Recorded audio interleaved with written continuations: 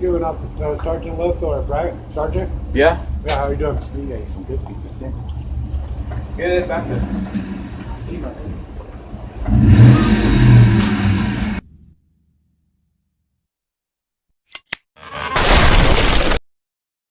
Yeah. Feel better? Huh? Feel better? Oh yeah. I had another horrible experience with some of your cohorts tonight. I'm glad Stop it. I'm serious. I'm glad you weren't there. I would have lost all respect for you.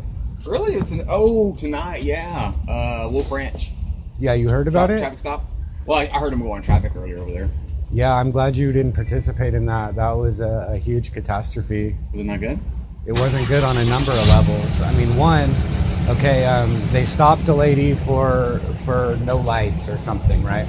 Or one of her headlights was out. But then they proceeded to take her out of the car, the passenger out of the car, put her in cuffs. Oh, hold on one second. Are you coming back? Yeah, give me 1 second. Okay.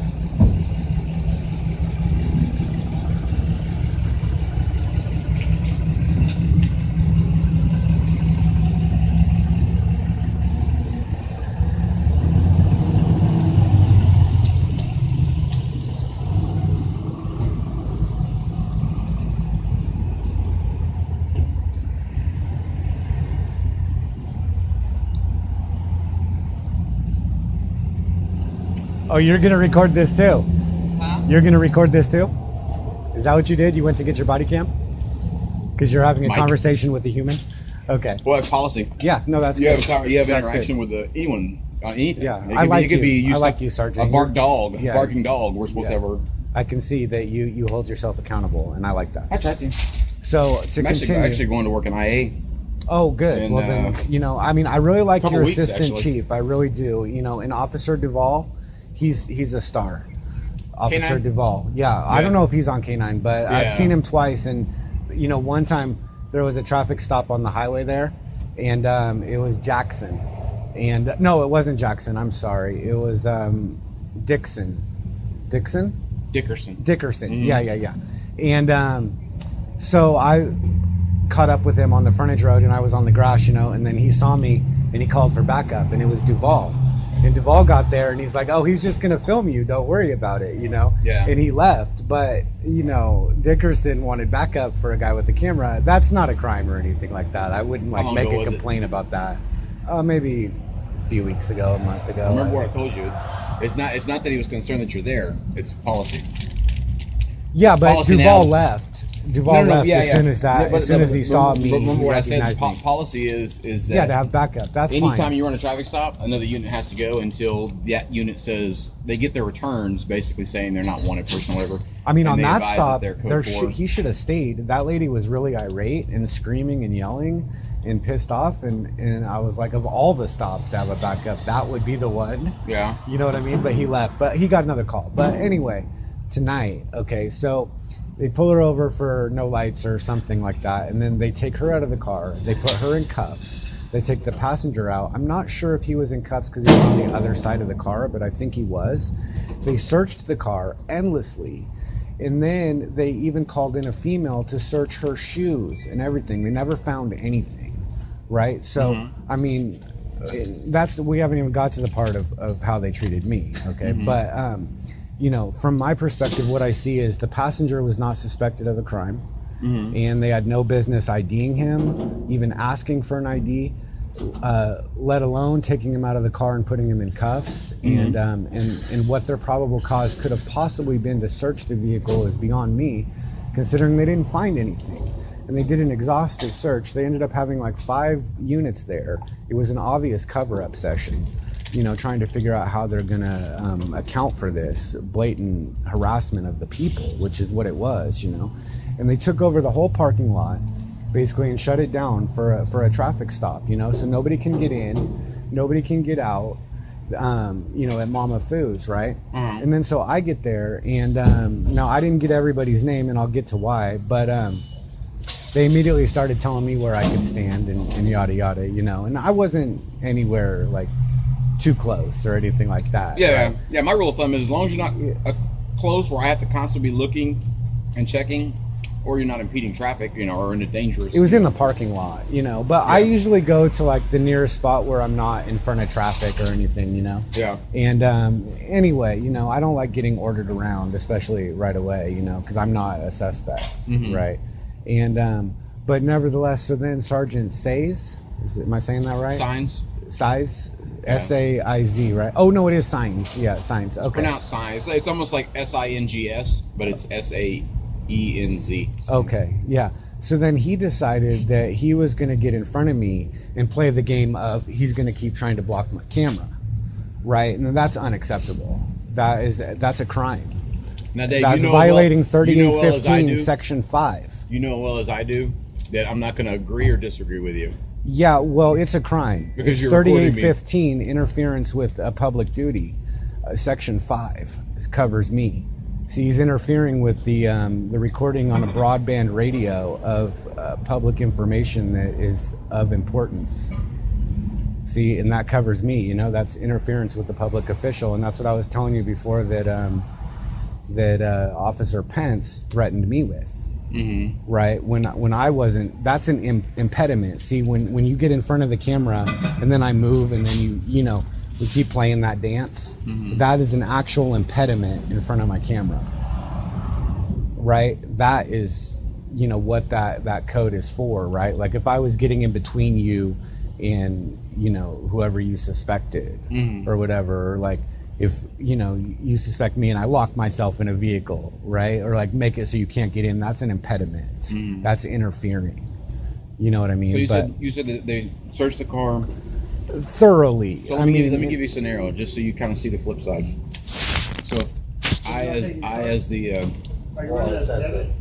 deputy officer make a traffic stop for a headlight. I walk up to the car, introduce myself, give them the reason why I conducted the traffic stop, why they're being stopped, and I smell the odor of marijuana coming from the car. The odor of marijuana, is that probable cause for me to search that vehicle? Well, I'd say, are you a drug dog? Well, I mean, if it was me, with my training and experience, knowing it depends on if the passenger window is open, even to the extent of burnt or unburnt marijuana. I mean, I'm not even going to get into that. Like, I already know that the courts ruled it is probable cause, but if the passenger window is not down, then there's no cross breeze. I'm just saying, as far as you're saying that they well, let's say that they did supposedly had no probable cause to search the car. I'm saying from an outsider, you don't know. No, what I their probable don't. Cause was or why they would. But I'm just saying, assumption-wise, I wasn't there and I don't know the story. But my assumption is either there was consent given or there was. No, there was consent given. I'm not denying that there wasn't consent given. What I'm saying is that... So you're saying there was consent, the driver gave... Yeah, they gave consent to do the search. They didn't just, But they handcuffed him and detained him? Yeah, they handcuffed him and detained him. And I just find it unreasonable, right? I've seen a lot of stops, Sergeant. This isn't my first rodeo. Not as many as you, I'm sure.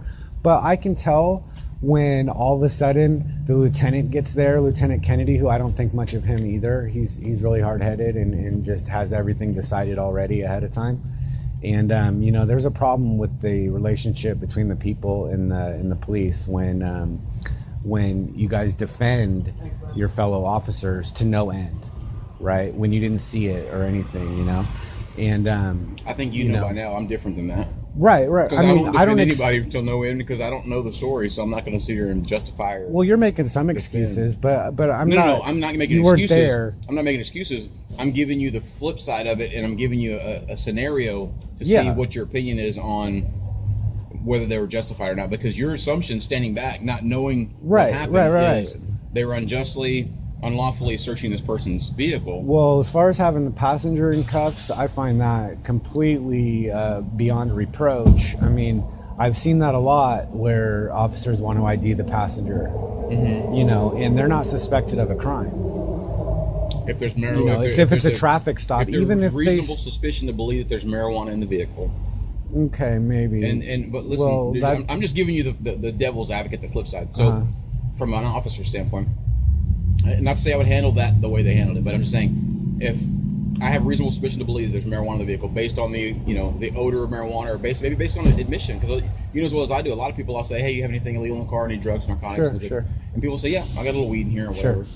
But the thing is if I have probable cause or reasonable suspicion to believe that there's marijuana in a car, at that point, I don't know who's in possession of the marijuana. Right, right. So when you say that the passenger, basically there's no justification as far as to ID them, wouldn't you say that if, at that point, if it is unknown which of the two is in possession of the marijuana, well, that either party could be witness to a crime? Let's run through this logically for a second, okay?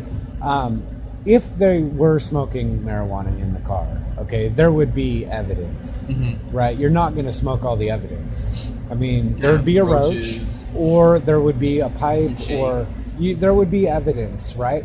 And they found nothing. Okay, so what that tells me is that it was just an attempted escalation for no good reason at all. When you said and I can't guarantee it. I mean, when you said they found nothing, did they find a roach or shake or something? No, they didn't find. No, hey, we're not worried about that. Oh, no, I don't think so. No. I mean, at the procedure that it turned into, like, no, there would have been an arrest, or they looked bad. Yeah. It's going to be really hard to live down that stop. It really looks bad. A little bit of a circus. I mean, yeah. When you guys have a gang huddle, when like all of a sudden a bunch of cars show up, and like then they start get in a circle and start discussing how they're going to deal with this, I know right away that they're covering their ass. You know what I mean? We've all seen that, right? I call it a gang huddle. I know you're not going to agree. No, what I'm saying is, again, whenever you're talking, it's not that I'm agreeing. I'm acknowledging that I'm hearing what you're saying. Right. You're not agreeing or disagreeing, but you're hearing me, and that's why I like you. Yeah. Because I just like to listen to your opinion and the flip side of it as well. Because you want that accountability, which I agree. There should be tons of accountability. It's really hard to earn trust back when you lose it. Yeah. Right. And, like the Supreme Court says you can lie, and that's fine, except that they didn't say it was a good idea. My mama raised me different than that. Well, my integrity is everything. But yes, I do know that the Supreme Court said that it's legal. As an officer, I can lie. Yeah. But they didn't say it was a good idea. Yeah. Because when you lie, you lose trust, right? Yeah. Like when I was younger, officers told me, I have to give them my ID, and I gave it to them, right? But now I know, and I look back on those, and I'm like, they were all a bunch of liars. Yeah, what crime have I committed? And I can never trust them again as long as I live. What crime do you believe that I am going to commit? Exactly, reasonable, articulable suspicion, you know?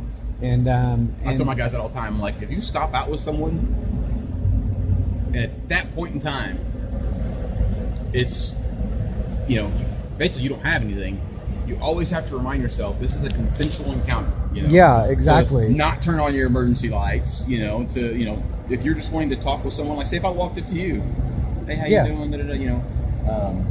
Because I try to explain to them that it's always perception as well. Because say if I do walk up to you, I'm in full uniform, I have my emergency lights on because I pulled off to the side of the road or whatever. Say you're walking down the street, and I tell you, oh, no, you're free to go at any time. This is consensual. Say something evolves out of there, turns into something. You could easily come back and say, that's a reasonable person. I didn't believe that I was free to go because he was standing there in uniform. He had his emergency lights on, Yeah, no, I can. I always try to remind my guys, hey, if it's consensual, you need to keep it 100% consensual. Right. So. And I didn't even get to the best part. The worst part about this stop. Sorry, go ahead. Is that Sergeant Signs, when it was done, when they were free to go, I started to walk towards the people's car, right? And he immediately tried to block me again. He's following me around, and I'm like, cut it out. The stop's done, And so you don't have any reason to. And he says that he's preventing me from going near his officers.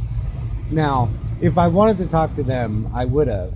Okay, yeah. I mean, the stop's done. Yeah. Right. So now I can approach anybody. I can get as close as I want, pretty much. I mean, within common decency. Within reason, yeah. Right. You're not going to sneak up behind me. I can certainly get their names and their badge numbers, and I can ask questions. They don't have to answer them or whatever. But I did have that conversation with my whole entire shift that night.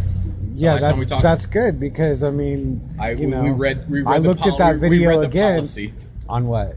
On identifying. Oh, yeah. Well, your assistant chief knows the policy real well. We had an hour-long conversation at Starbucks in his car, and he watched a video of Officer West refusing to identify, and he was not happy about it at all. you know, and he promised that he was going to have a serious talk with him about that, right? And I took him at his word, you know. I've really never filed a complaint I firmly in my believe life. I firmly believe that he did. Yeah. I firmly, without knowing knowledge. There's another one of your deputies that I wish I remembered his name. He actually tried to get my ID twice, right? And Pence was there, you know, and he tried to save him the first time. Yeah. It was over there at HEB, and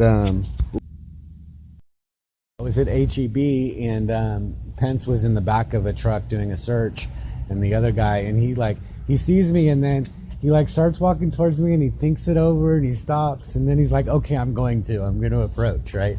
And so he comes over, and then he asks me for my ID, right? And you know, I've got a lot of smart ass remarks for that, but I didn't even get a chance before Pence told the other guy to tell him to get back over there, right? And they called him back over to the truck, and then but they left that guy with the car when they towed it, and so I waited, right? And he said he would talk to me when he finished with his paperwork. But then he came back over to talk to me, and he wanted my ID again, right? Or he wasn't going to talk to me, you know. And I mean, he doesn't have to talk to me, but asking for my ID, that's bold. I told the guys, I said, guys, y'all don't have to say 2 words to the man. I said, you don't. But if he says, I'd like to have your name and badge number, give your name and badge number. Yeah. It's really hard to find honestly, it out. The other night, I was rethinking the other night, you know, whenever you had walked up, because I was, again, in that moment, I thought, because when I walked up, Hoffman had said, you know, or I said, hey, when I drove up, I said, hey, just so you're clear, there's someone standing in the road, or, you know, whatever. And on the island, not in the road, on the island. Yeah. Okay. You know what I mean? He's like, oh, I know he's there, you know. And I walked up, and he's like, oh yeah, we had already, I guess y'all were already talking or whatever, had talked or whatever. Yeah, right here, we had a conversation. Yeah. So what I'm saying is, whenever you walked up and you're like, hey, name and badge number, and I said, hey, he doesn't have to give you name and badge number. And before I could even continue on with that, you were like, yes, he does. I called the chief. And so I told Hoffman after the fact, I said, just so we're clear, I said, or me and him, I said, just so we're clear, I said, I wasn't done with that sentence. I said I was going to say. You were so done. Yeah, you were so done. You would listen to him. You would listen to him ignore me 4 times on my request and get into his car without even acknowledging my existence. Yeah. And then I came over but you have to and remember, got your name too, though, Dave. and insisted on having his name. No, but I'm also a sergeant. Yeah, you were over him, and he's also new. So there's a possibility there. I may have been waiting and see. Oh, to see what he would do. There's that possibility. And sure. how he was going to interact. Sure. I mean, you have to remember, from my perspective, I cannot see you guys. Yeah. With your lights on, I would never have recognized you coming here tonight. See, because I can't see you. Yeah. Right? You can see me, but I can't see you. And my camera really can't see you either. Yeah. Right? In some circumstances, when it's lit outside, you know, I can. But for the most part, I can't see you. You know, and to worry about the camera, I mean, this camera's a piece of crap. I'll look over. I'll shine my flashlight at you. If I see you got a camera and not a gun or a weapon, I could care less that you're there. Yeah, as long as you don't keep the flashlight on my camera, because that's an impediment too. You know, I mean, I understand officer safety, but yeah, I did tell him.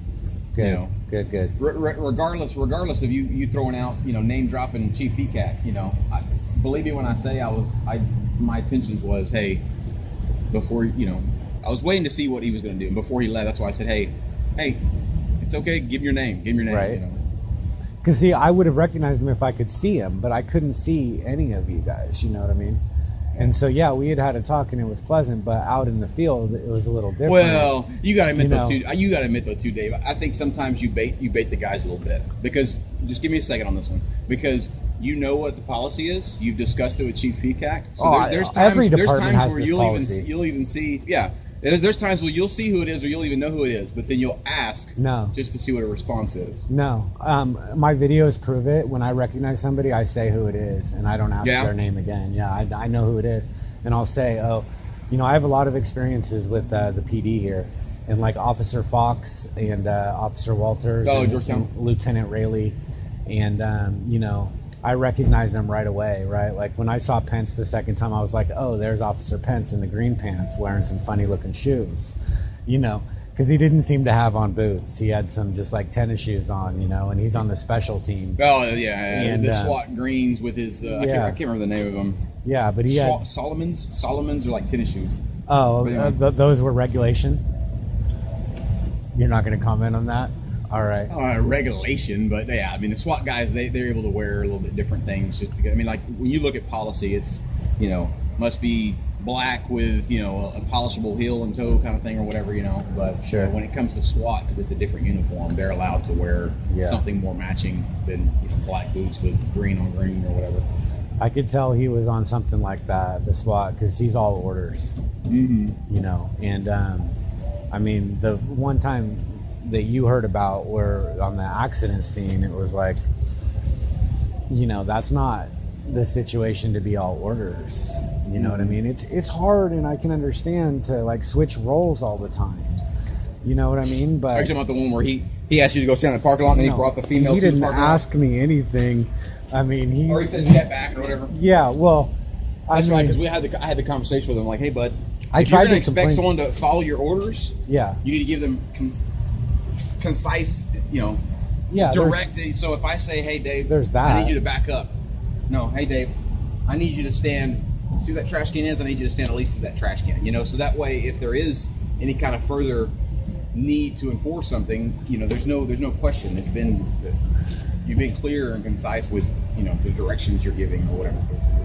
Also, assuming that it's a lawful order in the first place, obviously, and I mean, there was a time when I would have just blindly followed any order. But again, that area is so gray because it's really perception. What I perceive as you interfering with my duties is totally different than what someone else perceives as interfering with. Well, there has to be an impediment or a safe distance. Well, no, I know, but I'm saying as far as safe distance, what's the definition of a safe distance? Well, if somebody else can walk by you or drive by you, then I can walk by you and drive by you at the same distance. But what I'm saying is from officer to officer. If you want space, really I think you guys can have as much space as you want. You just have to close it off and make it clear that nobody's allowed in there, not just me, because I have a camera. Yeah, right. I see where you're going with that. Yeah. And in that case, like I said, it was different. I mean, if you have a traffic accident right there, and I'm standing here, you don't get to now come over here and tell me that I have to move. Right? Under no circumstances do you get to do that, because this is not your scene. Yeah. If you want to go over there, and have a conversation, I mean, I can follow you somewhat, but I don't bait officers. I've seen a lot of videos on YouTube. I don't mean to offend you, like but they talk really mean to cops. And most videos, people that film, I mean, that's what they're doing. They're asking questions to elicit a response that they already know the answer to, but they want to kind of test maybe the officer and how their response is, or if they know what they're talking about or what they're doing or whatever. Never ask a question you don't know the answer to. Right? True. I mean, Matlock taught me that one. Right. But no, I mean, you guys have a tough job. I'm not going to say that you don't, but I mean, you volunteered to do it. Oh yeah, I know what I signed up for. Yeah, it's. Do you? I'll test you right now. Are you one? Are you one of the people? Dave, you should know better. Are you one of the people? When you mention test and you're filming me, yes or no? Are you one of the people or not? One of the people? Yes. When you say the people, you mean Constitution the people? Yeah, one of the people. I will say this, man. I was raised pretty much all my life, pretty sheltered life, small town, Christian family, going to church, whatever, But my biggest thing has always been, I feel that God's given me a servant's heart, to serve others. And so in my head and my theory, I've always said, even before I got in law enforcement, I mean, I really enjoy helping others and serving others, people, total strangers, and I really enjoy doing it. I mean, I'm saying this as you're recording me, but sure. I enjoy doing it outside of the limelight. You know what I mean? Like, a lot of people, they do things and then it's for, social media, or it's for look at me or whatever the case may be. I intentionally try not to post and put a lot of things on social media because I don't want someone to think that I'm doing it for any other reason other than just to help someone else, But I say that to say, oh, please don't hit that truck. I say that to say, I got into this job because I enjoy serving people and helping people, and that's really honestly what I got into it for. I'd like to, I've only been doing this for 8 years. I mean, I enjoyed the thought and the theory of, I wouldn't really say the thin blue line, but I mean, the brotherhood, thinking in my mind, growing up with a military dad, thinking of it like a brotherhood as far as camaraderie and things like that. But I obviously wholeheartedly disagree with protecting or covering someone just because they wear the same uniform or they wear a uniform. You know what I mean? I think everyone should be held to the same accountability, and in my opinion, if you're in uniform, you should be held to a higher standard and a higher accountability, because in my opinion, that's what's expected from citizens in the community. You know what I mean? Like, if you went and got a DWI tomorrow... I'm one of the people, not a citizen. I could be a citizen if I wanted to be, but there's 3 requirements to being a citizen. Yeah. You know what they are? Go for it. Okay, the 14th Amendment says any person, so that's the first requirement, you have to be a person. Yeah. Any person born or naturalized in the United States, that's the second one, and subject to the authority thereof. I'm not subject to the authority thereof. I'm one of the people. Yeah. I'm higher than a citizen because the people created citizens. They authored them into existence out of thin air when they wrote the Constitution, just like they authored the police department. They authored the government. Yeah. There was no government, and they created it, just like your parents created you. Yeah. Giving them authority over them. Mm-hmm. Right? Like you said, you were a servant of the people. Mm-hmm. But you're supposed to serve the people and protect the citizens. You see, the citizens are like, they're the ones that are just, they don't want to worry about it. They don't want to deal with the thinking they kind about of it. They just want to go to work and go to their job and go to Disneyland and, do this and do that and just do what they're told.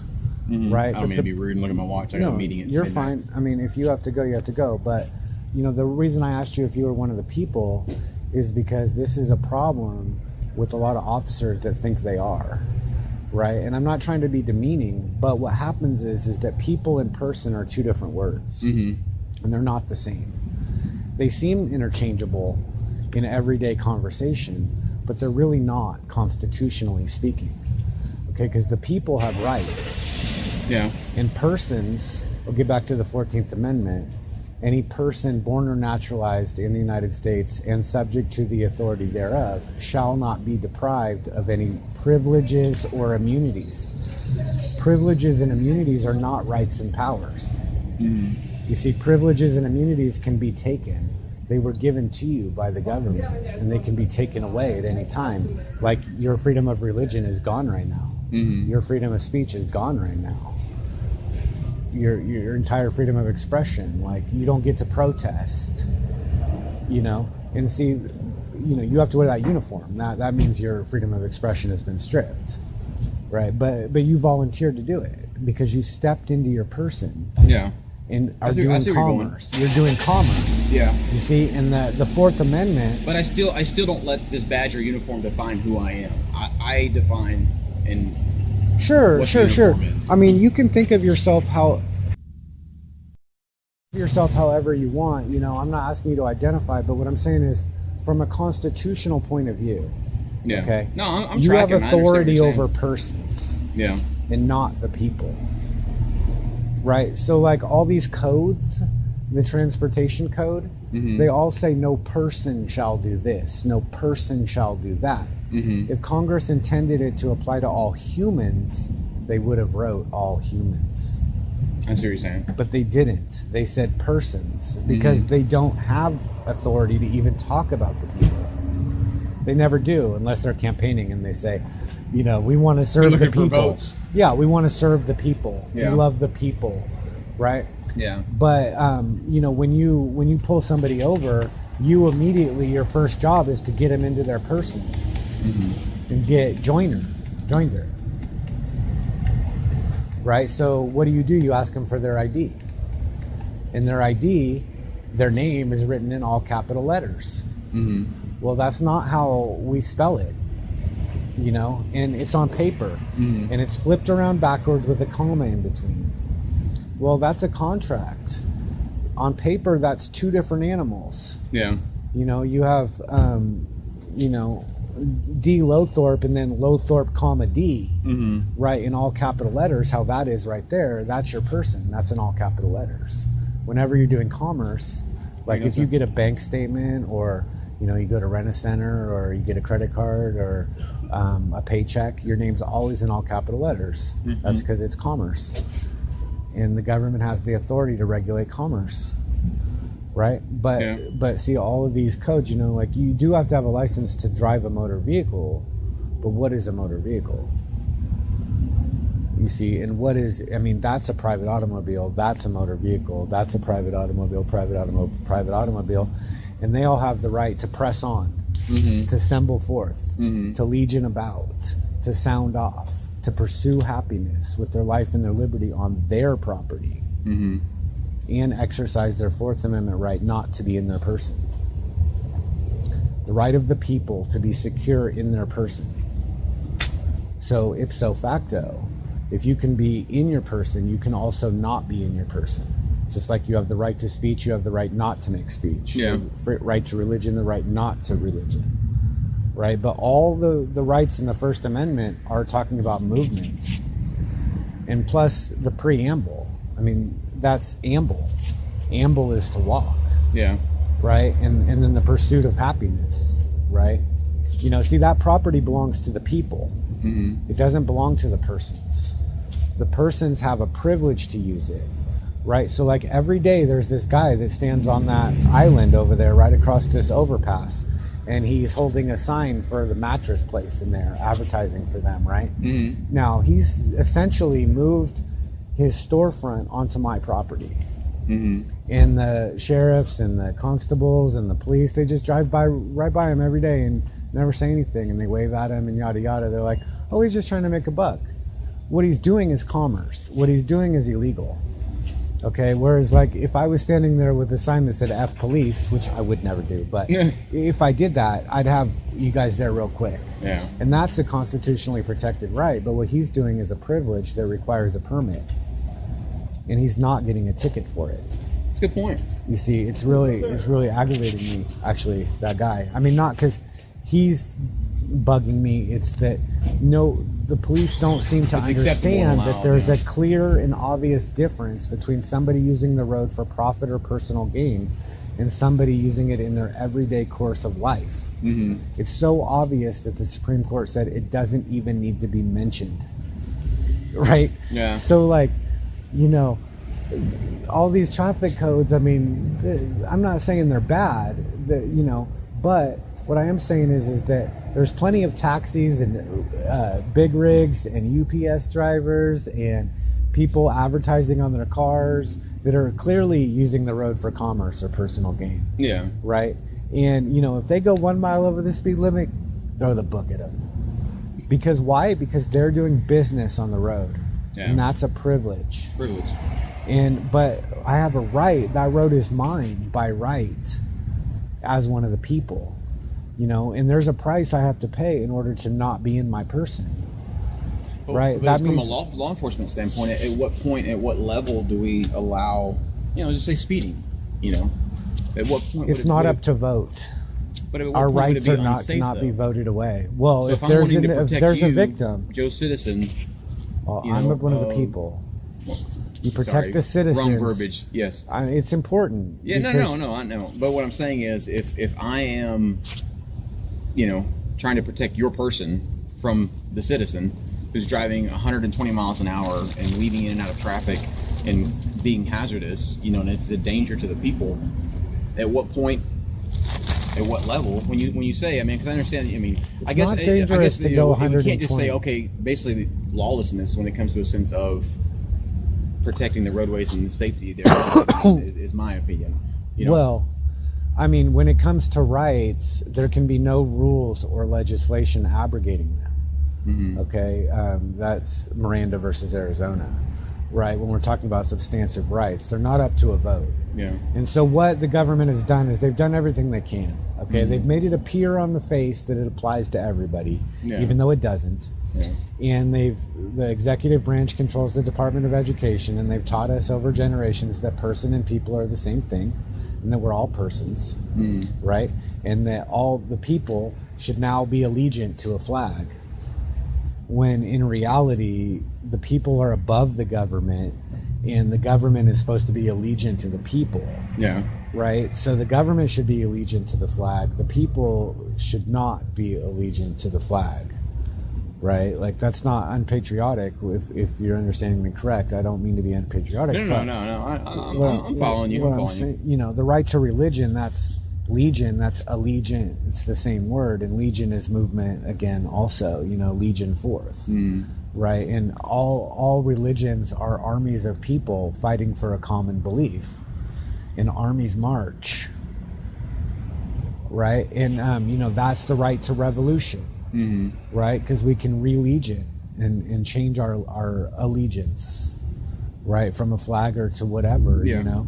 But I mean, I kind of lost track of where we. Oh, you were saying, well, at what point? Well, now going 120 miles an hour is not dangerous. What's dangerous is hitting somebody at 120 miles an hour. Yeah. Right. It's not dangerous to run a red light if there's nobody coming. Victimless crime kind of thing. Well, there's no such thing as a victimless crime. There's either a crime complete with a victim. No, I was using verbiage that other people use. No, yeah, that's a common phrase, understand. just like sovereign citizen, which is absurd because you can't be sovereign and a citizen at the same time. You understand that? I've done my research. Okay. Again, the people are by nature sovereign. I'm staying quiet. It's not it shouldn't be a bad word. The recording. But yeah, no, I'm following you. I don't mean to cut it off. No, hey, you've been great. You've been great. We'll talk more. I'm sure I'll see you. Yeah. See you more again. Thank you. Yes, sir. Yeah. But yeah, like I said, I understand where you're coming from, but my biggest thing is like I told you, I got into this because I believe God put me on this planet to serve people, and this is what I thought I could do to do that, you know. And like I tell people, I give everyone the benefit of the doubt, you know.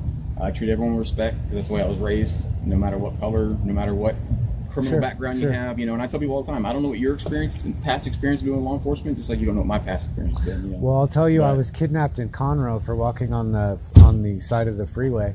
And I've been very upset about that ever since because, I mean, do you understand the difference between the improved shoulder and the highway? Yeah.